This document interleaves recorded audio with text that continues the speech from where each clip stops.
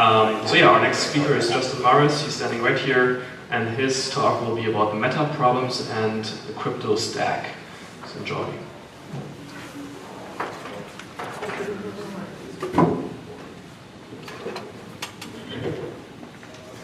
Hello, is this working? No? Cool. Great. Thank you. Hello, everybody. How's it going? Good. So this is a presentation of, this is my first presentation just purely talking about things that I've thought about. And so I've given talks before, like I co-authored a book, given startup talks, but nothing where it's just purely thoughts-based. So I'd say all of these are kind of ideas that I believe in, yet are very loosely held. So like at the end, I'm totally open and would love challenges, questions, anything. So wanted to talk about what I'm calling meta problems and the crypto opportunity. And so today, we are going to talk a bit about capitalism.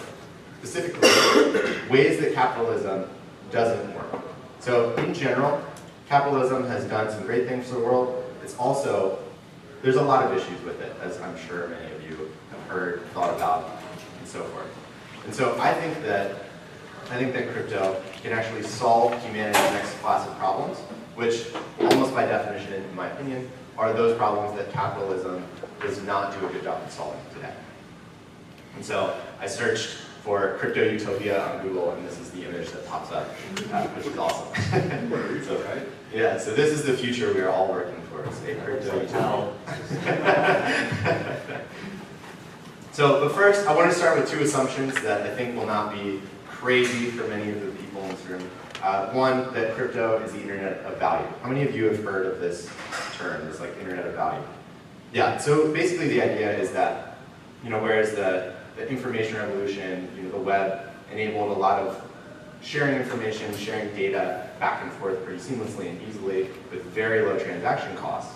Crypto is like the internet of value, like where you can actually exchange value as easily as you can data from one point to the other. So that means that across the board, you think what happens when it becomes easier for people to tweet, to share their thoughts, to write a blog post, to read, to find information.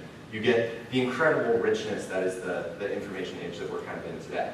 And so the idea is that the same thing will happen when value, when the transactions, when basically how easy it is to transact becomes drastically, those barriers come way down. And so crypto, as you all know, most likely since you're here at this conference, programmable, trustless, no gatekeepers, which are all important features. The next assumption that I'm holding here and that I think is true is that crypto enables new vectors of value creation and value capture. So what do I mean by that? I basically mean that crypto is opening up new markets. You can measure new things, you can pay and create value in areas that were previously untouchable. I think this is pretty fascinating. Like, if you think about, are any of you familiar with Filecoin and what they're doing? Yeah, so Filecoin is basically a project where you can get paid, storage is another one, where you can basically offer up some computing space, some storage space on your computer, get paid some small nominal sum to have other people store their files in a cryptographically secure way on your computer, and then people can otherwise pay Filecoin to store their stuff, like a distributed Dropbox. And so that is a crypto-enabled vector that's creating value where none existed before, effectively. So you can also see the same thing with prediction and insight. There's some of these prediction markets which I'm personally very, very bullish on as they start to get going. For the first time, you can really get paid for knowing something or being good at predicting something without having to go through the gatekeeping kind of structure and hierarchy that we have of becoming a venture capitalist, a licensed investor, a hedge fund owner, something like that. So the takeaway from all of these things, and this is kind of the baseline assumption of my presentation, is that crypto enables market forces to solve problems that capitalism is traditionally bad at solving. So what are the problems that capitalism is generally bad at solving? I think that, by definition, because we live in such a pro-capitalist age today, the problems that capitalism is bad at solving is all of the problems that we experience at a broad level today. All of the serious problems in today's society are ones that capitalism has been unable to solve so far. So things like climate change, public health, US GDP is we spend about 70% of GDP on public health and health-related issues. That is a problem, and that is one that has not been effectively solved to date. Education. I think that one of the greatest travesties of today is that our education system not only does not work very well, but there's a lot of underutilized human capital just in general. I mean, if you think about the maximum human potential that is available in the world versus how much is actually being effectively utilized, I think that is orders of magnitude lower than where it should be. And then infrastructure. So these are all kind of broad, just to name a few, broad problems that often fall into one of these two areas. And so capitalism is specifically bad at solving problems that either, one, create negative externalities. Are you all familiar with negative externalities? Cool. So basically, capitalism is bad at solving problems that create these negative externalities because these negative externalities effectively can't be priced well. So when a factory is dumping waste into the ocean or something like that, to use the kind of canonical example, one reason that is a negative externality is because there's not the pricing mechanism that can cause that factory to have to pay some amount to like repair the damage that they're doing to the environment. And so if there was a way to price that sort of negative externality and not just say, it's making the environment worse, but saying it's making it worse by this degree, for this amount, and they're going to pay a tax, that's one way you could potentially solve these problems. So capitalism is really bad at dealing with these two issues. So one, tragedy of the commons, basically no one owns a sort of shared space.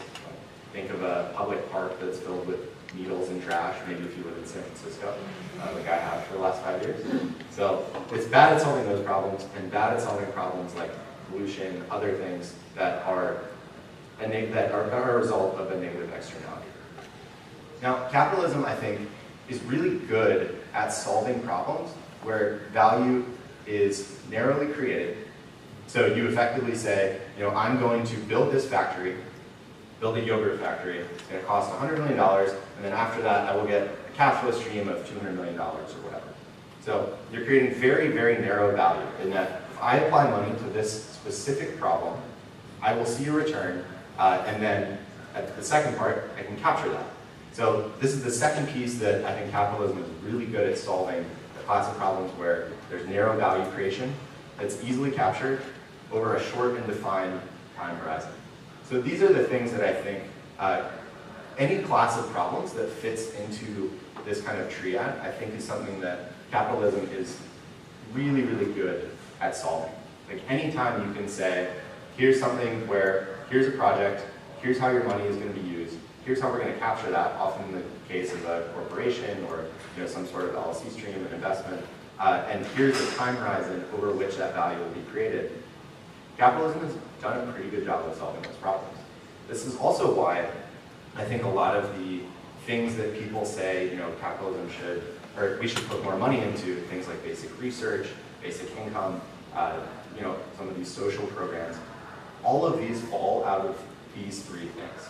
Like one of the things that I care a lot about, I was talking to someone here yesterday about doing like a research coin or a science coin, but basic research effectively improves everyone's lives. Like technological innovation is an incredibly positive thing for the world, and yet because it happens over such a long time horizon, and because the value is so broadly distributed and not easily captured, it's been really, really hard for any sort of public capital organization to do basic research in a pretty effective way. Even pharma companies have effectively outsourced, they spend less than 5% of their annual revenues on R&D. They're outsourcing that to universities, which are often funded by grants, governments, and all of these sort of private programs that are generally not ROI focused.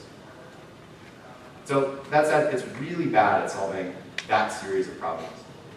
So what I think is interesting is that humanity has an opportunity to solve a set of problems to use crypto to solve a set of problems that are where value is broadly distributed and yet difficult to capture. And so this is kind of my 2x2 thinking around how humanity solves problems. Like in the upper left, you have broad value that's easily captured. Corporation is a really great way to do that. Like a corporation can effectively, when you think about Comcast, like the problem they're solving, for example, is get internet into the homes of everyone, and they can capture that because they charge a service, and that's a very legible and understandable kind of corporate structure and entity that people can engage with. So, and then at the narrow value and kind of easily captured level, I think of here like consultants, individuals doing certain pieces of work, like small things, parenting, small things where narrow value is created and again, easily captured. Now, where humanity doesn't do as good of a job of solving problems, I think is where problems get really difficult to capture. So where you're creating narrow value and value capture is difficult, in the case of some research, think about foreign aid, like I think that humanity kind of solves these problems right now by saying government or charity. Like saying that, narrow value, it would be better if our parks were clean in the city of San Francisco.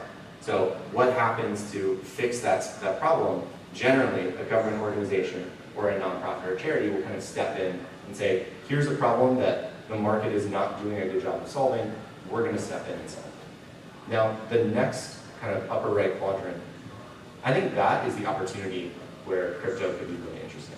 Like anything, like I mentioned, that where broad value is created, yet value capture is difficult, at least using today's kind of social tools, is a potential opportunity for crypto, and that's what I'm going to talk about. And so it'll allow humanity to solve the next class of problems, one where solutions create broad value that's hard to capture with existing tools. I think that crypto and the cryptoeconomic systems will expose capitalism to a class of problems that humanity in general just struggles to solve. So I call this class of problems that the things that we talked about that capitalism does a poor job of solving, meta problems. And so when I say meta problems, let's take the example of eradicating cancer. I think that if you're an individual, you can think about, or humanity in general, you can think about solving this problem on multiple levels. You can basically, if you said, I want to solve cancer, you could become a doctor. And in that case, you would solve or try and cure people with cancer at the tens to hundreds of kind of level. And then kind of moving up the stack, you're solving the problem on a more meta level where you're looking at it from a systems perspective instead of on the individuals within the system. So going from a doctor to maybe a hospital builder where you're impacting thousands of people, to a researcher that then is trying to do a better job finding a cure for cancer, to then maybe a startup focused on building cancer treatments and distributing that in a broad way, to then maybe a fund focused on funding other companies and researchers that are looking at solving this problem, to then like the level of governance and policy where you can increase the money that's just going towards this field in general. So I think about like that sort of meta stack. I think that where crypto is really interesting and where these cryptoeconomic systems are really interesting is that they allow us to move up the stack in a coordinated way and solve this broad class of problems where value capture is hard. So the three ways that I think crypto will help solve this class of meta problems, I think one is making the illegible legible. So have you all heard of Nick Szabo before? Yeah, so he has this amazing blog post. I would highly recommend you read it. Just Google Nick Szabo clocks if you're interested.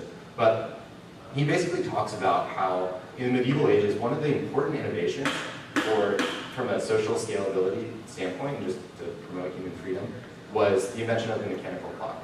So previously, people had been serfs because the discrete units of time, like their hours of labor, were too hard to measure. Like when the sundials were inaccurate, a day often changed throughout the year, and there was really no way where you could say, I'm going to exchange 4 hours or 2 hours or 6 hours of labor for payment. And so because this was really, really difficult to measure, people would be tied to serfs where they would get guaranteed labor and guaranteed pay, but at the expense of having a market system where they can actually trade their labor for a cost that's fair.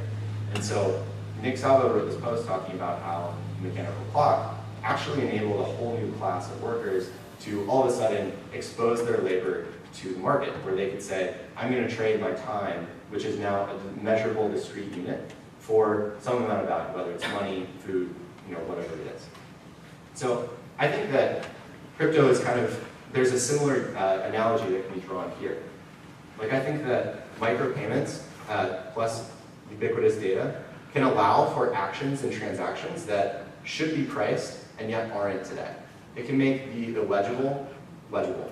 And so I think that earn.com is kind of an interesting example. Before they became sort of a platform for spamming you about new ICOs, they had an interesting core idea, I think, which is that you can take someone's time, which previously, you hire a consultant and you say, okay, this is their day rate, this is their hour rate, and you can kind of compress that down into a discrete unit, which is pay $10 for someone to answer your email.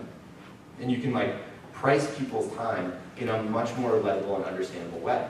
Like, is it worth $20 for Mark Andreessen to respond to one of your emails? Maybe, maybe not. But I think that this is an example of how crypto kind of became and these sort of cryptoeconomic systems enable the pricing and exposed markets to a new, previously very illegible, very hard to understand asset class. And so some ideas like what I think this could look like. In San Francisco, for example, there's all of these different taxes. And I think of one tax, for example, is a pollution tax you pay as part of an automobile. And I think that taxes in general are just kind of a blunt instrument. And so I think that enabling crypto, there are things you could do today, like for example, putting a camera scanner on some bridges entering the city, and then recording license plates and just tracking when this car entered the city, when it left, and charging a small amount of tax based on the likely pollution for a car. Those sorts of things could happen.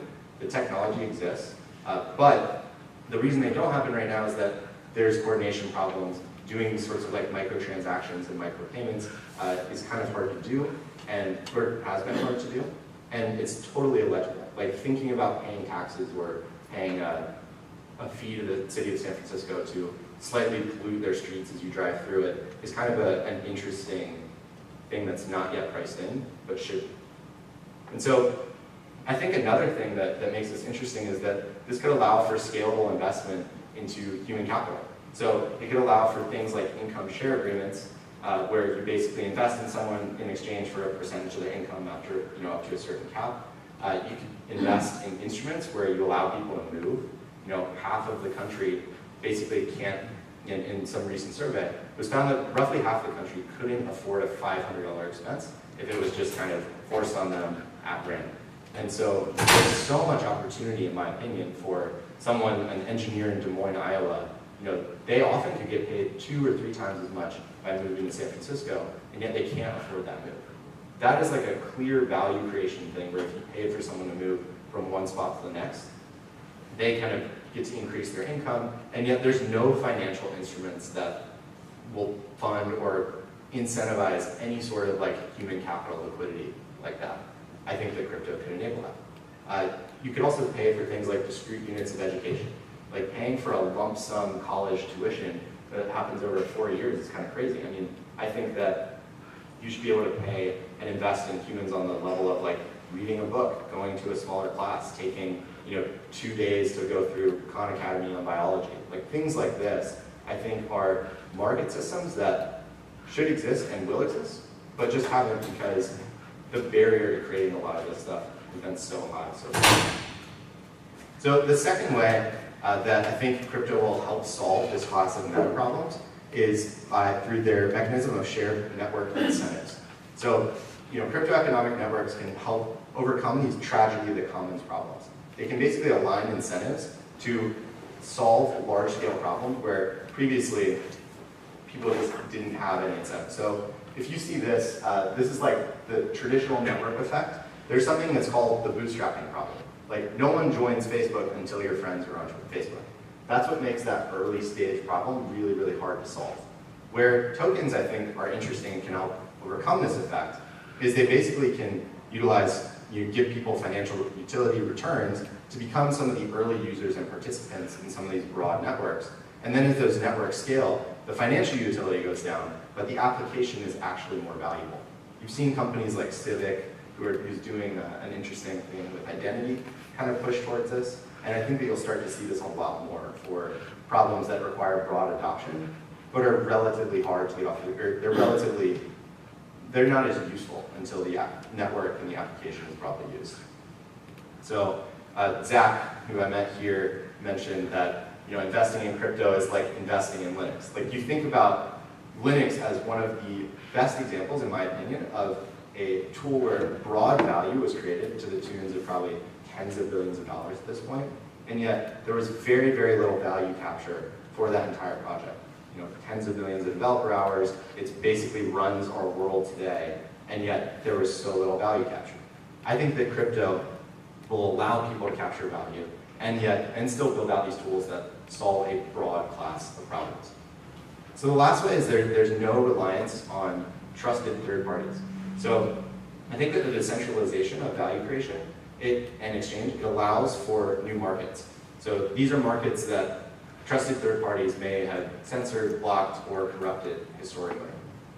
So I think about, if you look at the rise in ICOs, sure, it's crazy and there's the valuations are nuts and that's certainly overinflated, but at the same time, I think that it also shows that there is an appetite to the tune of billions of dollars for regular people and people to invest in new projects that regulation has effectively been holding back. Like, every ICO chose to go this route because effectively it was easier to do this sort of ICO thing rather than go through the more regulatory process and the super strict reporting requirements of the SEC. Or run a regular scam. Yeah, or run a scam. So certainly scammers, yes. But so I see that there's some of these markets where if you remove the centralized gatekeeper, it opens up a whole lot of innovation that I think is interesting. It opens up things like Numerai, which is an AI hedge fund that some of you may have seen this project, but that is totally not securities law friendly. But they can do that thanks to crypto. I think that it also allows the emergence of darknet economies and other things that governments are just not promoters of, won't get behind, won't regulate, and it allows for permissionless innovation in a market sense. I also think that it can do things like reduce the likelihood and ability of people to, for large-scale corruption. Like, there's some studies that suggest that as much as 60 to 70% of foreign aid going into many African countries ends up in the pockets of people in charge in those countries. So this, for example, is a headline from the trial of Equatorial Guinea's vice president, who had an estimated net worth of around $250 to $450 million, while most of the country, about 75% of the country, lives on less than $2 a day. So his net worth was pretty close to that of his country's GDP, which is crazy. And so that is a case where a trusted third party is really fucking the system for everyone else. And I think crypto can help solve that. So, I think that this is where crypto networks can solve problems, as I said, where broad value is created, yet it's difficult to capture. I have high hopes that crypto will kind of enable humanity to solve that class of problems. So this is my last note. I think that if you look at this matrix again, one of the things that I think about that is both incredibly broadly valuable and hardest to capture is investing in human capital, people. Like, think about mentorship, education, reading, all of these things that people do without necessarily a hard ROI. I think that, crypto could, and some of these cryptoeconomic systems, could allow humanity to, at scale, invest in what I think is our most underutilized resource, which is human capital. And that is all to promote the goal of a flourishing human society. And I think that if crypto can actually solve this class of problems that traditional capitalism is not good at solving, that crypto-enabled society will actually outcompete other human societies because it solves those next class of problems, allowing us to move faster, do more, and just be a better kind of more flourishing species. And so that's why I'm very bullish on crypto and hope this was somewhat interesting. So, thank you.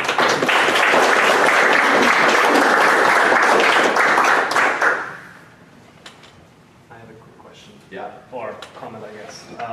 You talked about disintermediation as the thing that crypto enables uniquely and makes this all work, holding corruption at bay. My perspective is more that we are seeing hypermediation, or that's a more likely outcome, that instead of having no trusted third parties, proliferation of trusted third parties for all kinds of kind of checking of the checkers. So the watchman of the watchman. Like when you look at the crypto networks, they're not run by nobody.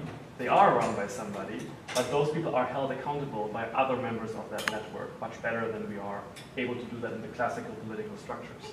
So I think sort of disintermediation is a great goal to go towards, but I think we get there through hypermediation. So I actually agree with you. I just think that the key point here is that you're disintermediating traditionally trusted third parties. Right. So like a government where, if you wanted to deploy aid into Africa or something, right now that looks like wiring money to a government who then says we will disperse it in the way that we've told you we will. Right. I think that shifting that sort of transaction to some sort of cryptoeconomic network or whatever could remove a lot of the potential for corruption and graft. Thanks. So one thing, going back to the earn.com, Clarity, those other kind of like marketplaces where you do like micropayments to someone, 20, 30 bucks to respond to an email, whatever. So I lost a ton of money investing in them.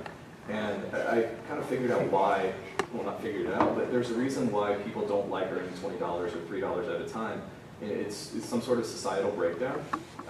And the example is, just imagine yourself like struggling to load something into a pickup truck in your driveway, and you see a guy walking past, and you say, hey man, will you help me load this into the car? And 95% of people are just going to be like, of course, they'll help you load the couch.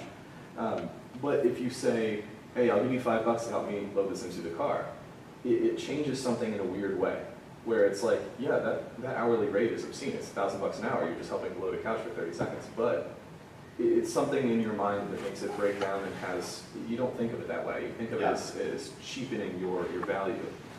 So I guess I always had the problem with the micropayments if they're not aggregated over a long period of time. I think it's why earn.com, Clarity, a lot of those other information, like personal information, I don't know even what kind of marketplace you call them, but they always struggle to get off the ground. So I don't know where how that comes in or anything, but I always think that the micropayments direct towards people are never a good incentive. Yeah. It has to be bigger. I have a response to that, which is, do you use a smart travel card? Excuse me? Do you use like a travel card, like a Clipper card or something like that? Not currently, but yeah. Okay, but I feel like that's going to end up, like the feeling of using something like that would be the feeling of using a lot of these cryptocurrencies. It's like, oh look, like I'm out, I need to put more money on. How much money is that? I don't know, $50, and then that'll last for some amount of time or something. So like, I'm not really, I could go in and see all the transactions. Like same with like transaction fees and stuff for PayPal. Like I have no idea how much I've paid PayPal, like in the last whatever. But like it just kind of. I guess I'm talking more payments towards you, right? Like Oh, if you're yeah. doing like a small service, like even at I'm a day consultant. What about interest? Like Interest in like on a bank account or something. Yeah, see, I like that, but it's automatic, right? Like it's not me dedicating my space. Well, I think like charitably, what you're saying, which I think is maybe correct, is like if the guy is walking by and you're like, will you help me load the couch? He's like, sure, and he does it, and you can just then, after the fact, it's almost like a tip or something that's, and no one really knows, there's no discussion of money, something like that. It's like if you change the sort of like user interface, like then maybe it'll work differently. To me, the money changes social status. I completely agree. And like I think this is actually when in the case of like the Linux kernel created a lot of value, like familiar with that argument. And I'm very skeptical that like basically you can pay for open source. Like I think people built the Linux kernel effectively because it was fun, it was a hard problem, people wanted to work on it. And I think actually that may extend out to a lot of researchy problems. And it's very hard to structure work around those things, like even just like to make them, like the interesting thing about your argument is in a way you're saying like, we're going to extend like the capitalist impulse to include these like very broad human problems, which is an interesting argument. But then I think Zach here, sorry, your name tag now, is like touching on there's like almost like kind of a psychological problem, which is that like when you start to quantify that, it does change like the interaction, even for the person doing the work, right? Like the minute you're like, how much is my cancer research worth? Tough. Yeah, so I think that's a really good point. And I think that there is some class of human activity that falls into like the fun/charity bucket that this probably doesn't apply to. Right. And I would just say that in general, I think that most of the big problems facing humanity today are not ones that can be solved by people applying their like fun/charity time to fixing those things. So like open source might be the one engineering discipline or kind of sphere that is totally outside, or that like falls into that fun/charity kind of bucket. I think everything else, cancer research, like anything where there's a real capex and cost, probably falls outside of that bucket and requires new sorts of incentive systems and institutions to solve those sorts of things. Like I think that the one thing I would like, or the question I have for you and just in general about this, I guess, is like, can we think of either states or institutions that like have historically done a good job of solving these kinds of problems? Because it's not like humanity hasn't solved hard problems previously, and I feel like I have my own like ruts of like things that I think, examples that I think of. I've been reading about the history of making the atomic bomb, which is like serious, hard like physics research. Like people didn't know if this was possible, and you had this giant institution that came in and basically like willed it into being with a bunch of money. Anyway, I was trying to think of like either like even more like much older historical examples, because I think other scientific research has also been like basically successfully paid for, but often it's like in this kind of lump sum way, right? So that's the other thing I'm a little bit skeptical of, is like when it's just a question of, and maybe this is to your point in a way, like when you start to price it in a very like too small of pieces, then it becomes strange. What you need is you're like, you know what, here's $100 million, good luck, or something. You know what I'm saying? Like it's kind of like a different thing. I do. I guess I would say that to some extent, I think about like the nuclear project as a good example. I think one of the flaws with that is that you're basically waiting for the largest body of human organizational activity, like a government, to decide that this is something worth putting money into. Which there's a very narrow band of incentives of projects that'll fall in that kind of structure. So I think about I think that you're right about, yes, $100 million, let's solve this problem. But I just wonder if you could solve that kind of from a bottom-up standpoint for like, could we pay 10,000 researchers $50 an hour to try and solve this problem and make progress until it's solved, and then that output of that network of whatever those group of people solve is sort of owned by the investors and the people that were involved in the project. That is my sort of long future. You don't have to pay them on a micro scale of each time they put a slide on a microscope, they get paid for it. There are probably levels to you mentioned, hourly, or whether it's in chunks or weekly or overall for I feel like maybe what I'm saying is it has to be yearly or something. The thing with research is you need long a salary. Well, you just need to be uninterrupted. You need to do open-ended work where no one's gonna fuck with you. Totally. I think that the micropayments and that piece is probably not the thing that makes research work in the context of cryptoeconomics. But you don't own the value that you create as the part of the problem too, right? If you just pay, if you can find some way so that they can capture the value that they are creating by doing cancer research, because right now a lot of it's captured at the journal level. You talked about a research coin, or at the publication level, sorry. All these researchers spend all this time, and then they publish it, and the publisher charges $50 an hour to extract all that value. And most of it's never published. And a lot of it isn't published. It's 99% of healthcare research is never published out in the open successfully or not. And I wanted to add that I feel like part of what creates the optimism around this is we can look at micropayments, but sort of what's kind of actually happening in the crypto space now is a tremendous amount of money being poured into addressing research problems. 90% of which are probably scams or bullshit. But again, you can't, 90% of research doesn't work out either.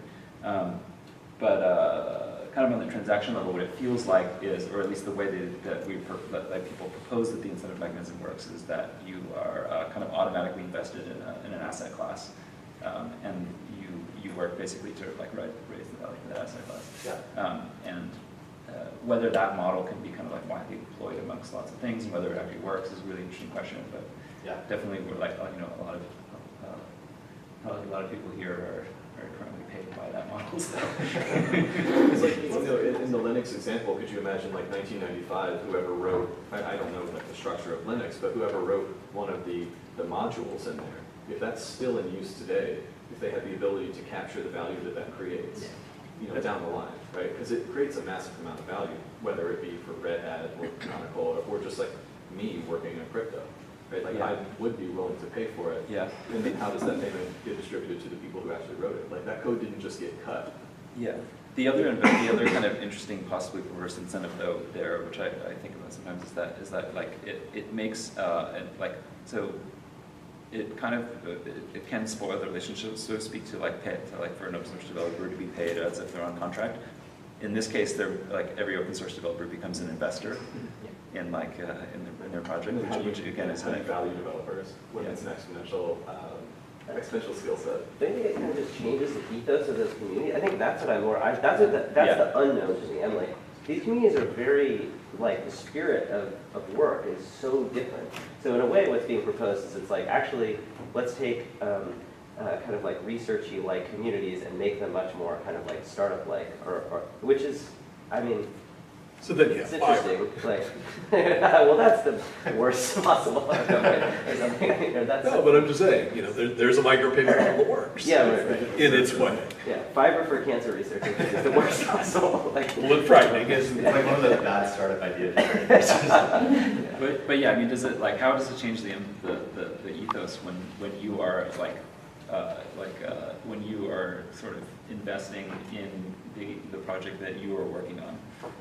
So it's like you're operating as an investor and also working on it. I think it's certainly. And like maybe you should trade your tokens in your own project for another project that you think is more likely to succeed, you know? And how to actually capture the value accurately, like Yeah. the value that you've created. Like we're assuming that these crypto networks will actually capture value in a way that makes sense Right. and is equitable, and you might just get a ton of research scams. Yeah. Or, like you said, people use incentives to create things that are not what they actually wanted to create, but more just to be more, valuable. Let's go over here. Just really quickly on the point of you're being an investor in your own work or whatever.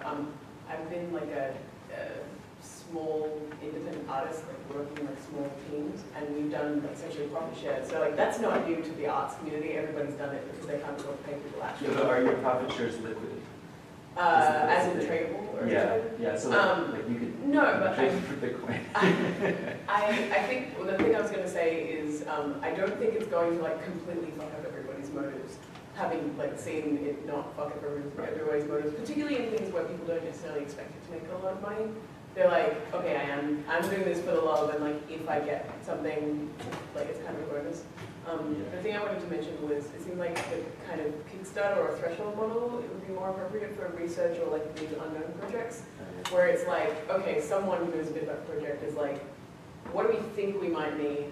Like, let's kind of characterize like the kinds of resources needed, put a pitch out there, and then if it, like it's a whole chunk, like if the chunk doesn't get funded, then it doesn't get funded.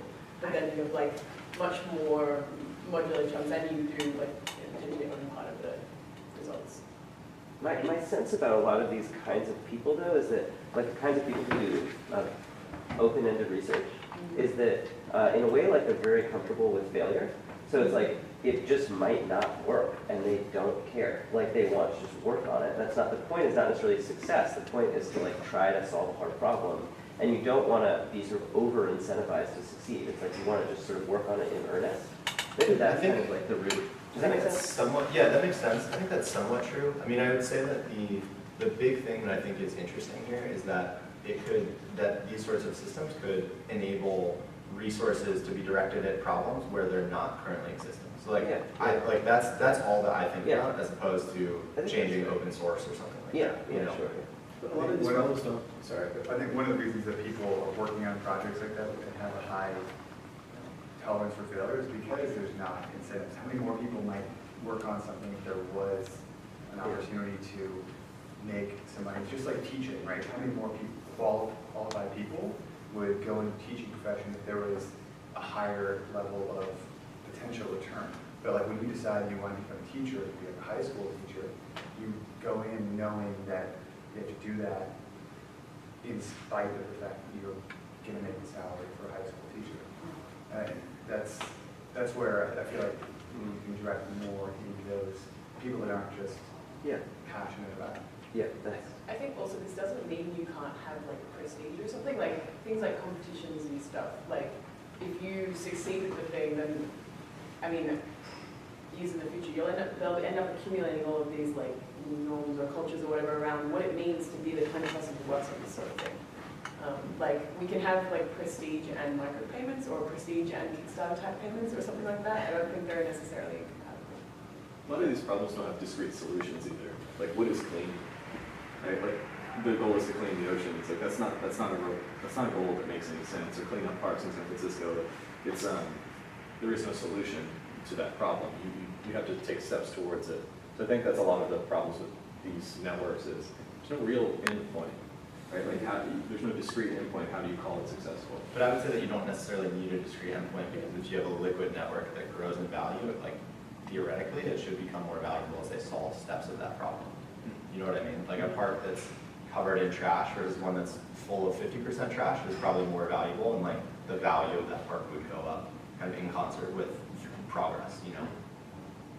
But how, so you're measuring that based on this procedure. You mentioned earlier one of the ideas about the lack of liquidity in the labor market, right? And that in theory, these blockchains are creating ways to access human capital in different directions. But for most of those interesting problems, even if you had a coin that made it legible in some sense, you still don't have any metric to confirm the completion, right? What's the proof in the pudding? Like, am I taking a picture of my goal? Because as you said, there's many different ways to look at this. And well, then I think that prestige is effective precisely because it goes on ad infinitum. Whereas when you try and, as soon as you put a fixed goal or measurable target, that system shuts down and it moves from being a status raising process to something where you're just a person getting a job done. It switches your relationship to it because now it's an extrinsic reward. So I think crypto enables that value capture and those metrics by like mass incentivizing human behavior. That's the one area I can see it. But how do you confirm that with actual people? Like when I get that you've got this blockchain, but what are you doing that's to prove that you did? For example, in the parking example, like Right. how's it clean? Like, Right. how do you define it's clean? How do we define it? How do we measure that it was done? How do I assert that, well, that this coin actually represents that? How do you cryptographically secure clean? Right. It's not possible. Yeah, but I think, at least Justin's point, to be fair, was that you basically define clean by people are willing to invest in it in a way. So it's sort of like if you have the kind of, it's like the currency idea. Yeah. As in if they're not. It's the same way. It's sort of like there's no like people invest in Ethereum, but there's no point at which Ethereum is done. Like you're not investing in the completion of the project. You're investing in the possibility of the price going up more, which doesn't really have no one's gonna who's gonna buy Ethereum if there's gonna be an exit. You know? Just a quick interception. So we are getting close to lunchtime. So those people who want to take a break, feel free to go, and I think the conversation can continue for those who want to stay. Yeah. Thank you, everyone. Thanks. Great.